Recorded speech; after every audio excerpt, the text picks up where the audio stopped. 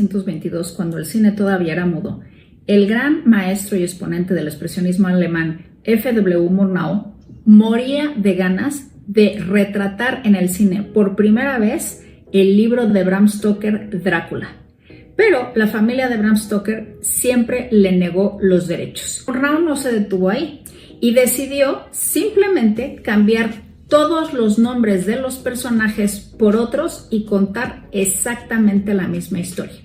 Hasta el día de hoy se puede decir que Nosferatu de 1922, película muda, es la mejor adaptación del libro de Bram Stoker, Drácula, a pesar de las múltiples versiones que se han hecho. Esta película es tan famosa que se hizo una versión de cómo se filmó, pero es fantasiosa. Y se hizo en el 2000, la película se llama La sombra del vampiro y es con John Malkovich y Willem Dafoe. Y se trata de cómo Murnau consiguió a este maravilloso actor que es Max Schreck. Y se dice en la película que era tan perfecto para el personaje de Nosferatu, en lugar de decir Drácula, que era un vampiro de verdad. Y está personificado por Willem Dafoe. Después se hicieron varios remakes de Nosferatu per se, no hablemos de Drácula, como la de Klaus Kinski y Isabella Gianni, dirigida por Werner Herzog en 1979, que a decir verdad es bastante lenta y aburrida, a mi parecer.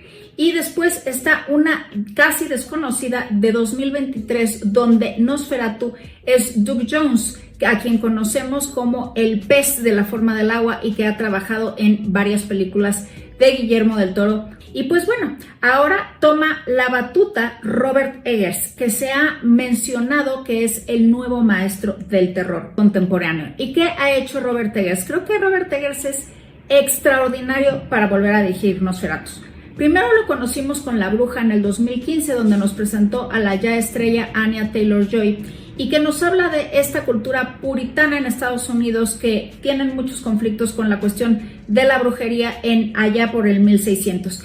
Y Eggers es un gran académico. Tiene una investigación rigurosa de cómo todo era pues muy basado en lo que se contaba en esa época, de cómo sucedían las cuestiones de la brujería. Excelente película. Después, su segunda película también conmocionó a la crítica y al público, y es El Faro, con Robert Pattinson y Willem Dafoe en el 2019.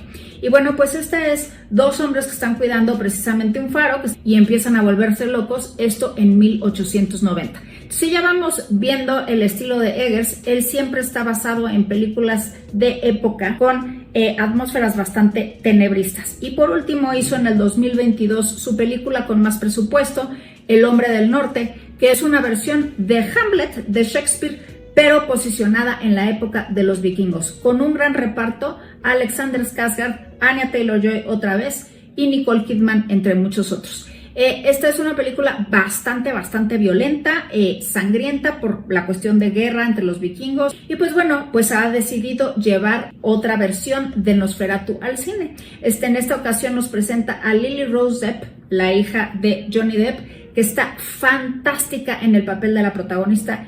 Es probablemente ella la que se lleve la película. Después está Nicholas Hoult, Aaron Taylor Johnson, Willem Dafoe. Curiosamente ahora ya no es él el vampiro, él no es Nosferatu, sino es el doctor que lo va a cazar. Y Emma Corrin, a quien conocimos en The Crown como la princesa Diana joven. Y pues aquí la criatura cae en manos de Bill Skarsgård. Es muy chistoso porque Robert Eggers trabajó antes con su hermano Alexander Skarsgård, a quien le dio el papel del vikingo en El Hombre del Norte. Y es también otro dato curioso, los dos hermanos Bill y Alexander han hecho vampiros antes. Alexander Skarsgård hizo el papel de True Blood, era el antagonista de True Blood, Eric Nordman, de hecho se apellidaba Nordman, y era un vampiro súper sexy. Y ahora Bill Skarsgård, su hermano, toma este papel de Nosferatu cero sexy, porque hay que decir que a partir de Nosferatu y después de Drácula se dividieron los vampiros en dos categorías. Prácticamente Europa y toda su tradición vampírica ha retratado a los vampiros como seres desagradables, asquerosos y que no queremos estar cerca de ellos. Mientras que Hollywood los ha romantizado bastante y los ha retratado como estos personajes condes, precisamente, con smokings, con jaquets, con castillos, guapísimos ellos, y muy románticos, muy eróticos y muy seductores. Se puede decir que la primera en empezar a mezclar ambas fue la Drácula de Francis Ford Coppola. Se llama Bram Stoker's Drácula, pero en realidad no está muy cercana al libro, sinceramente.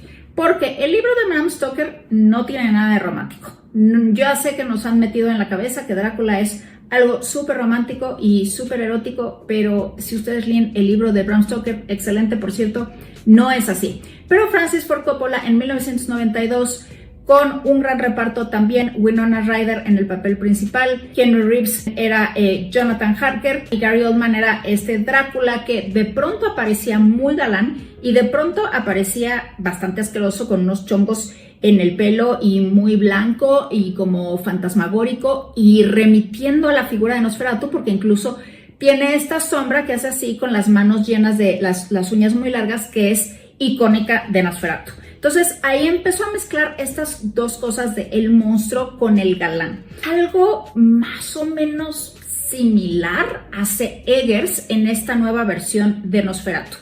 Nosotros estábamos acostumbrados a ver a Nosferatu como este personaje completamente calvo con unas orejas puntiagudas, una nariz muy aguileña, que siempre tiene las uñas muy largas, las manos muy huesudas y que va caminando así en las sombras.